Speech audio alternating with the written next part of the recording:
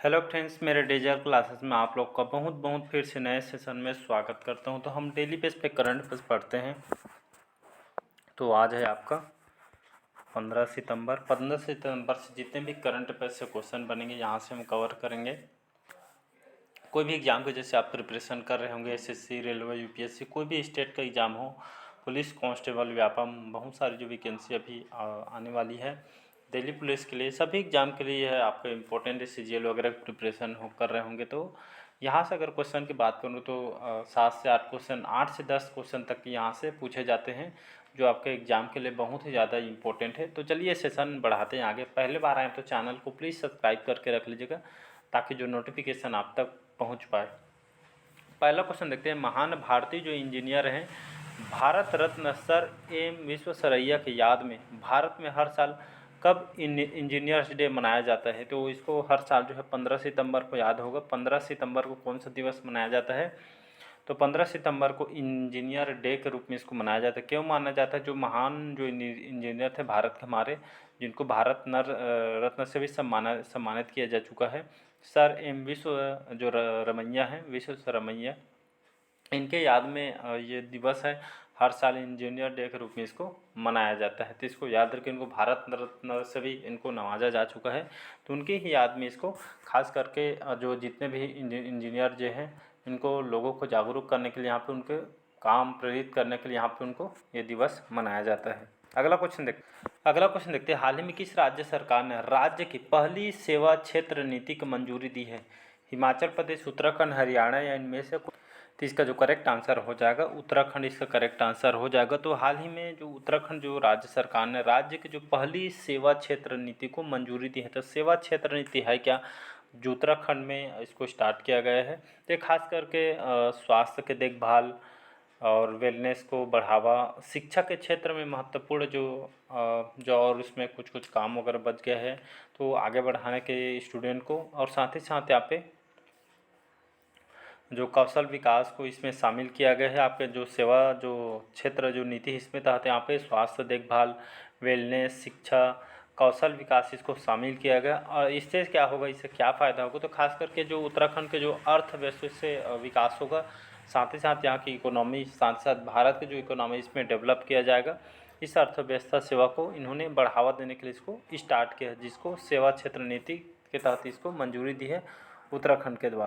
अगला क्वेश्चन देखते हैं। हाल ही में वृद्धिशील नगद आरक्षित अनुपात, जिसको CRR बोला जाता है बैंकिंग भाषा में, तो वृद्धिशील नगद आरक्षित अनुपात की जो CRR है कि जो चरणबद्ध तरीके से बंद करने की घोषणा की है। किसके द्वारा बंद करने की घोषणा की है? तो ये आपका RBI द्वारा, रिजर्व बैंक ऑफ इंडिया के द्वारा इसको बंद करने की अनुमति दी है। इसको पार्ट वाइज, चरण वाइज इसको बंद करने की घोषणा की है। तो यहाँ पे जो नगद आरक्षित जो अनुपात है, जिसको CRR बोला जाता है, कई बार एग्जाम में क्वेश्चन पूछा। तो ये आपका जो CRR है क्या, तो आपको जैसे कुल जमा का जो एक विशेष प्रतिशत होता है, जिससे वाणिज्य बैंकों द्वारा आरक्षित के रूप में इसको रखा जाता है RBI में। और जो वृद्धिशील जो नगद आरक्षित जो अनुपात है, इसको पूर्ण रूप से चरणबद्ध तरीके से बंद करने की घोषणा RBI के द्वारा इसको किया गया। RBI की बात करूं, इसकी स्थापना 1 अप्रैल 1935 की स्थापना किया गया था। इसका मुंबई, महाराष्ट्र में इसका हेडक्वार्टर है। और तो अभी वर्तमान में शक्तिकांत दास जी वर्तमान में इसके गवर्नर है, तो इसको याद रखिएगा। तो नगद आरक्षित जो अनुपात है, इसको बंद करने की घोषणा, तो इसको RBI के द्वारा इसको बंद करने की घोषणा कर दी गई है। हाल ही में गोपाल बागले किस देश में भारत के उच्चायुक्त नियुक्त किया गया है? इंडोनेशिया, बांग्लादेश, ऑस्ट्रेलिया या इनमें से कोई नहीं? इसका जो करेक्ट आंसर हो जाएगा ऑस्ट्रेलिया। तो जो गोपाल बागले हैं हमारे भारतीय मूल के, इनको ऑस्ट्रेलिया में भारत के जो हैं आपके उच्चायुक्त इनको नियुक्त किया जा रहा है ऑस्ट्रेलिया में। तो इसको जो जितने भी राष्ट्रमंडल जो होते हैं, जो देश, उनके लिए जो उच्चायुक्त को नियुक्त किया जाता है, जो कंट्री, जो अलग अलग जो कंट्री, वहाँ पे राजदूत नियुक्त किया जाता है। एक तरह से जो भारत के जो एम्बेसी में इन लोग को यहाँ पे पदस्थ रहते हैं और यहाँ पे देख रेख करती हैं, जो व्यापार वगैरह होती है, तो एक तरह के यहाँ पे देख रेख में इनके निगरानी में रहती है। तो इसको याद रखें। ऑस्ट्रेलिया की बात करूँ, ऑस्ट्रेलिया की राजधानी है कैनबरा, और यहाँ के एंथनी जो अल्बनीज़ जी हैं यहाँ के प्राइम मिनिस्टर हैं, तो इसको याद रखिएगा। अगला क्वेश्चन देखते हैं। हाल ही में किसने स्वनियामक संगठन स्थापित करने के लिए फिनटेक फर्म समूह की संस्थाओं को प्रोत्साहित आह्वान किया है, जो आपका आरबीआई के द्वारा, रिजर्व बैंक ऑफ इंडिया के द्वारा। हाल ही में स्वनियामक संगठन स्थापित करने के लिए फिनटेक फर्म समूह की संस्थाओं को प्रोत्साहित और आह्वान इन्होंने किया है आरबीआई के द्वारा। तो ये आपका जो यहाँ पे जो स्वनियामक जो संगठन है तो है क्या, आते खास करके यह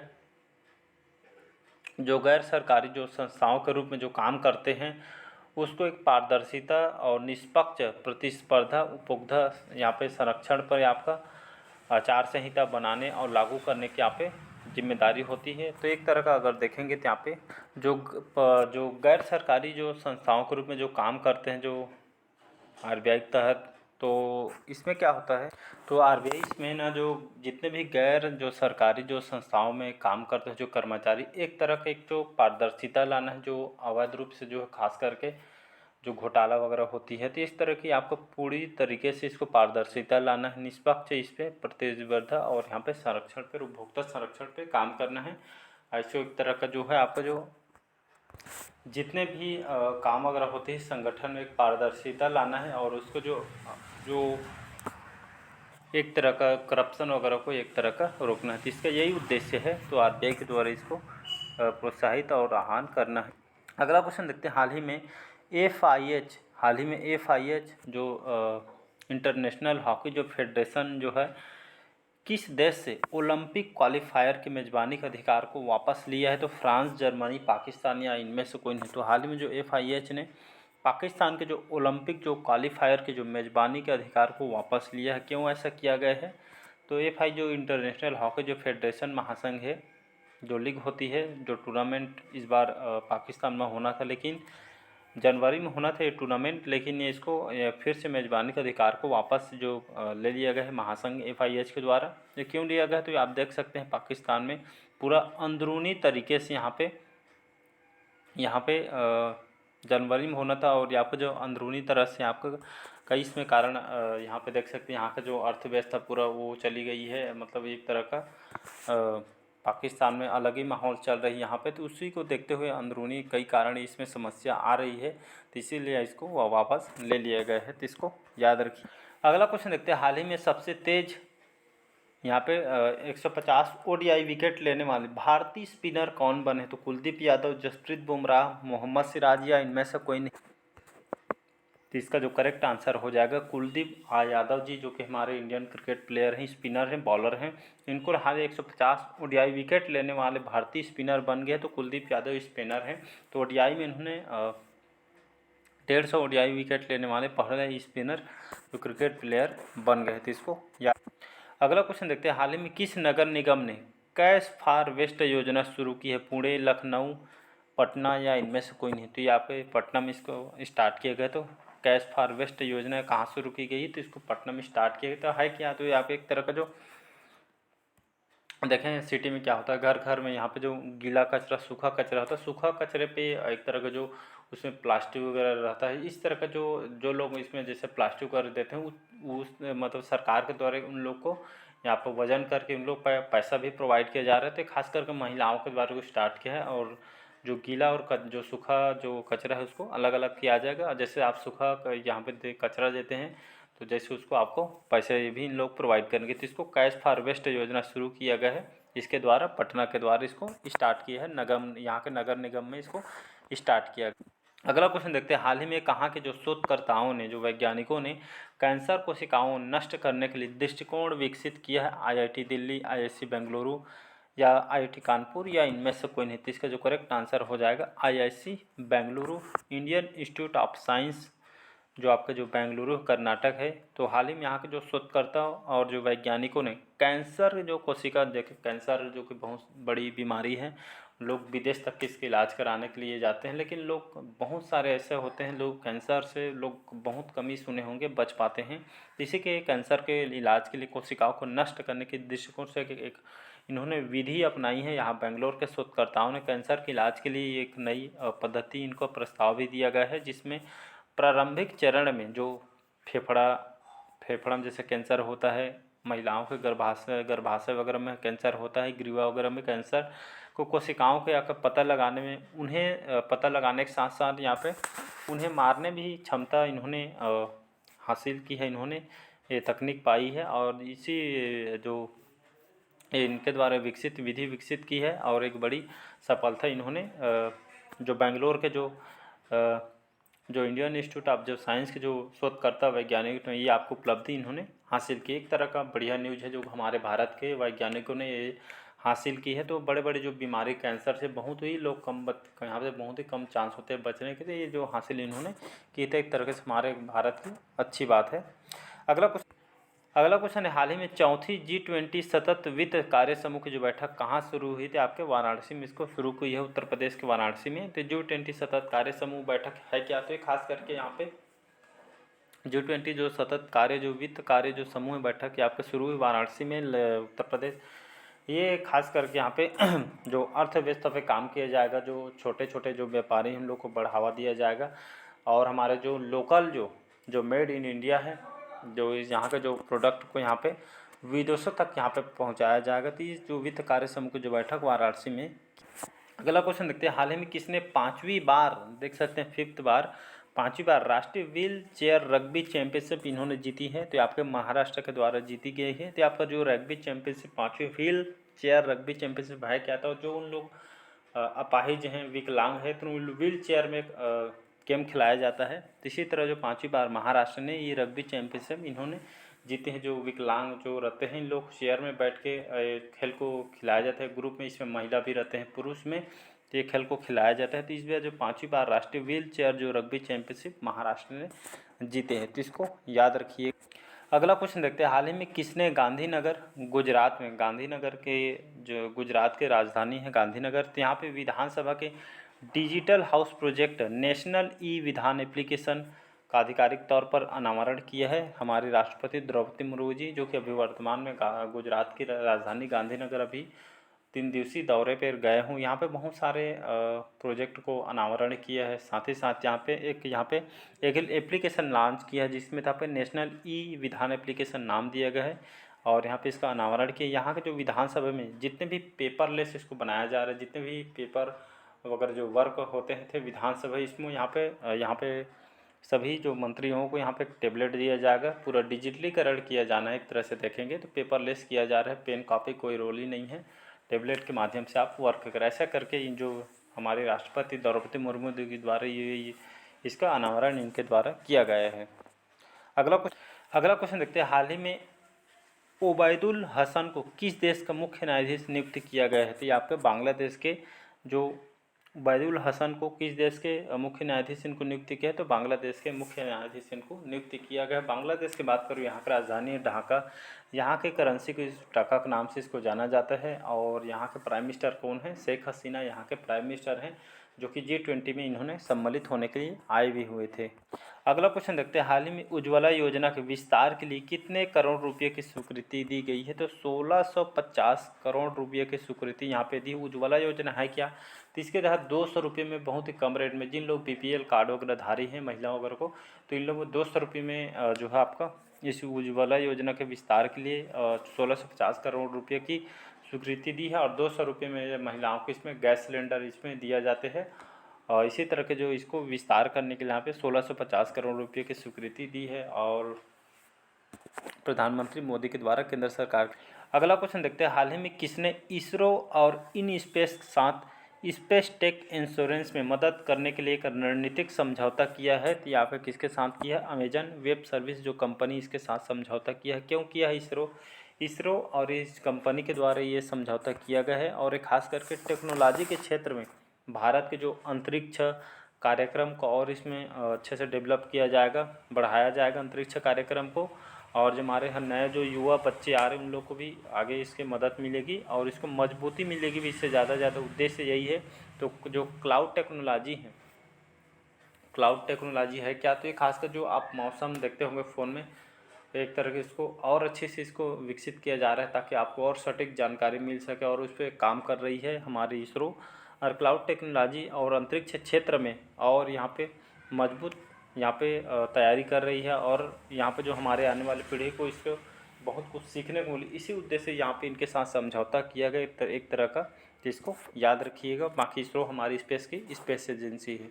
अगला क्वेश्चन देखते हैं, हाल ही में किस राज्य में संयुक्त अभ्यास गांडीव 5 को अंजाम दिया गया है? तो ये आपके उत्तर प्रदेश में जो गांडीव 5 क्या होता है, ये आपके एक तरह का संयुक्त अभ्यास है। कहाँ पे किया गया था? उत्तर प्रदेश के लखनऊ में इसका आयोजन किया था। लखनऊ में जो राष्ट्रीय सुरक्षा गार्ड है, जिसको एनएसजी बोला जाता है, एनएसजी राष्ट्रीय सुरक्षा गार्ड बोला जाता है, तो इनका एक कार्यक्रम चला गया जिसमें विभिन्न जो सर्जिकल यहाँ पे ये जो है गांडीव 5 नाम दिया था, जिसमें विभिन्न सर्जिकल यहाँ पे अभ्यास किया गया था, जो एनएसजी के द्वारा किया गया था। एक तरह का जो हमारे जो रक्षा विभाग की एक शक्ति बढ़ाना है, ये तरह का जो अभ्यास यहाँ पे किया गया था। तो इसमें एनएसजी के द्वारा इस कार्यक्रम को इसकी तैयारी कर रही थी। कहाँ पे? लखनऊ में। तो इसको याद रखिए, योगी आदित्यनाथ जी यहाँ के मुख्यमंत्री हैं, राजधानी यहाँ की लखनऊ है, आनंदीबेन पटेल यहाँ के गवर्नर।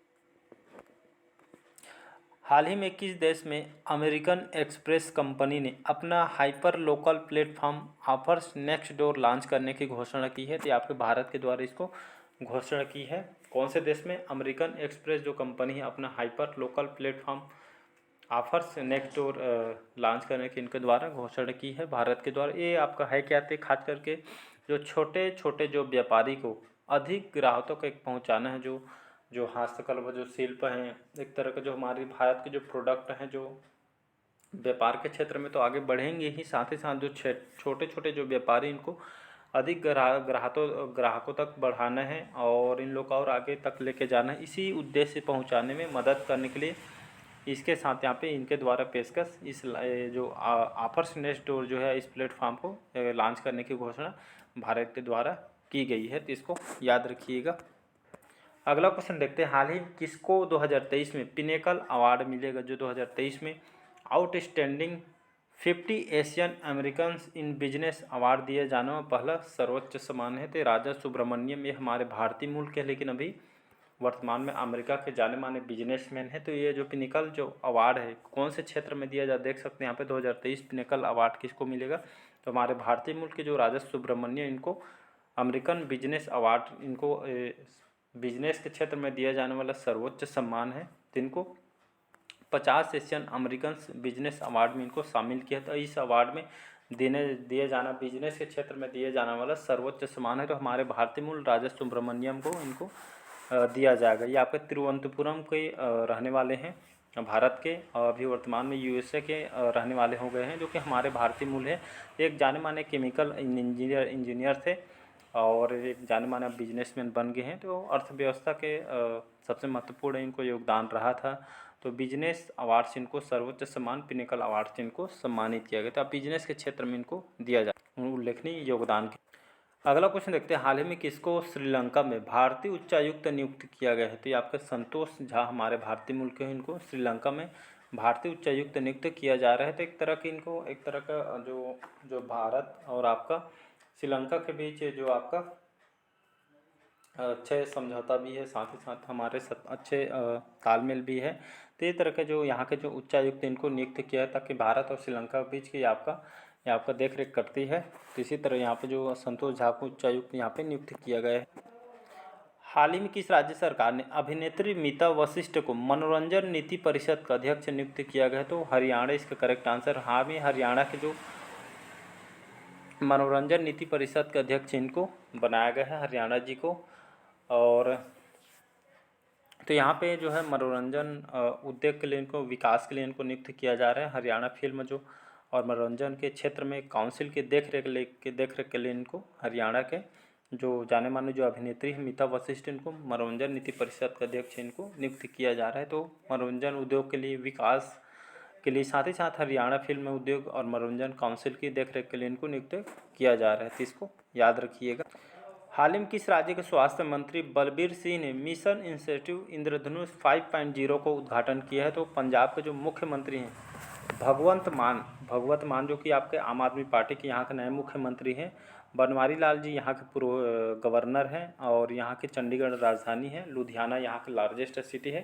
तो यहाँ का जो स्वास्थ्य मंत्री बलबीर सिंह, इन्होंने मिशन इंसेटिव इंद्रधनुष 5.0 का उद्घाटन किया। तो आपका मिशन जो इंटेंसिव जो इंद्रधनुष 5.0 है क्या? तो ये खास करके लेकर 0 से लेकर 5 तक के जो बच्चों को, जो महिला साथ ही साथ गर्भवती जो महिलाओं का एक तरह का जो टीकाकरण करना है, जो कि इसको पूर्ण किया जाना है, जिसका लास्ट डेट यहाँ पे इसको 3 चरण में किया जाता है और इसको आपका लेकर 1 से 14 अक्टूबर तक इसको 3 चरण में इसको किया जाना है। तो कई चरणों में एक टीकाकरण को बढ़ावा दी, जिसमें गर्भवती महिला 5 साल के बच्चों तक हुई महिला बच्चों को एक तरह का टीकाकरण किया जाना है। तो ये आपका पंजाब सरकार के द्वारा इसको उद्घाटन किया गया है। हाल ही में किसको अपने संचालन में अभिनव सुरक्षा प्रबंधन प्रणाली को लागू करने के लिए निर्माण श्रेणी के तहत सेफ्टी इनोवेशन अवार्ड 2023 से सम्मानित किया गया है। तो आपका जो रिटेस है, रिटेस को अपने उनके जो संचालन उनके काम के लिए अभिनव सुरक्षा प्रबंधन प्रणाली लागू करने के लिए निर्माण श्रेणी के तहत सेफ्टी इनोवेशन अवार्ड 2023 इनको सम्मानित किया गया। तो आपका रिटेस है क्या, इसका फुल फॉर्म क्या होता है, तो यहाँ पे देखते हैं। तो इसका फुल फॉर्म होता है रेल इंडिया टेक्निकल एंड, यहाँ पे फुल फॉर्म तो रेल एंड जो टेक्निकल एंड जो इकोनॉमिक जो सर्विस जो कंपनी है, ये जो कंपनी है अपनी हाल ही में अपने संचालन में साथ ही साथ सुरक्षा प्रबंधन प्रणाली को लागू करने के निर्माण की श्रेणी के तहत यह सेफ्टी इनोवेशन अवार्ड इन्होंने सम्मानित किया है। तो अपने सेफ्टी के लिए इनको ये जो है आपको सम्मानित किया गया है। तो यहाँ पे जो देख सकते हैं, जो रिटेस जो कंपनी आपका रेल मंत्रालय के जो अधीन काम करती है, जितने भी सुरक्षा का लोग है, जो ये जो है कंपनी आपका सेफ्टी इनोवेशन अवार्ड अपने जो सेफ्टी लोगों को सेफ्टी देने के लिए जो अवार्ड इनको दिया जा रहा है, तो रेल मंत्रालय के अधीन आपका काम करती है। अगला क्वेश्चन देखते हैं, हाल ही में भारतीय सेना के रिसर्च एंड रेफरल अस्पताल के किस प्रसिद्ध नेत्र रोग जो विशेषज्ञ इनको प्रतिष्ठित डॉक्टर एम खोगले पुरस्कार से इनको सम्मानित किया गया है। तो डॉक्टर जो ब्रिगेडियर जो संजय कुमार जो मिश्रा है, ये आपके भारतीय सेना के रिसर्च और रेफरल जो अस्पताल है, इस प्रसिद्ध एक जाने माने प्रसिद्ध नेत्र रोग विशेषज्ञ हैं। तो इनको हाल में पुणे में प्रतिष्ठित डॉक्टर एम खोगले पुरस्कार से इनको सम्मानित किया। राष्ट्रपति द्रौपदी मुर्मू के द्वारा इसको पुणे में इनको सम्मानित किया जाएगा। क्यों किया जाएगा, तो ये आपका भारतीय सेना के अनुसंधान रेफरल अस्पताल के एक प्रसिद्ध नेत्र विशेषज्ञ हैं और ये आपके उनके रोग विशेषज्ञ हैं और इनको जो है आपको पुणे में रेटिना कॉन्क्लेव जो में इनको अवार्ड दिया जाएगा। उनके योगदान के लिए उनके जो डॉक्टर हैं और नेत्र विशेषज्ञ हैं, इनको बहुत सारे इनके योगदान भी दिया है लोगों के लिए। उनके साथ ही साथ उपचार के साथ लोगों के लिए बहुत सारे वर्क भी किए हैं। तो इनके इन्हीं काम की वजह से इनको ये जो डॉक्टर एम खोगले पुरस्कार इनसे इनको सम्मानित किया जाएगा, ये उनके काम वर्क योगदान के लिए। अगला क्वेश्चन देखते हैं, हाल ही में किसको life time achievement award academia से सम्मानित किया गया है। तो नजमा अख्तर, याद रखें नजमा अख्तर एक आप जाने माने प्रोफेसर हैं यूनिवर्सिटी के। तो life time achievement award academia से इनको सम्मानित किया जाएगा। जामिया के जो है आपके एक यूनिवर्सिटी प्रोफेसर हैं, कुलपति भी हैं। तो ये आपके शिक्षा के क्षेत्र में लाइफ टाइम अचीवमेंट पुरस्कार से इनको सम्मानित किया है। तो उनके योगदान ये खास करके शिक्षा के क्षेत्र में जो अवार्ड इनको दिया जाता है, इनको योगदान और उनको वर्क की वजह से इनको दिया जा रहा है। तो नजमा अख्तर इनको याद रखिए 2023 का लाइफ टाइम अचीवमेंट जो अवार्ड किसको दिया गया है आपके एकेडमिक तरफ से, तो नजमा अख्तर को दिया गया है। तो चलिए आज का सेशन कैसा लगा कमेंट करके ज़रूर बताइएगा। पहले बार आए तो चैनल को प्लीज़ सब्सक्राइब करके रख लीजिएगा ताकि नोटिफिकेशन आप तक पहुँच पाए। चलिए आज इतना ही, थैंक यू।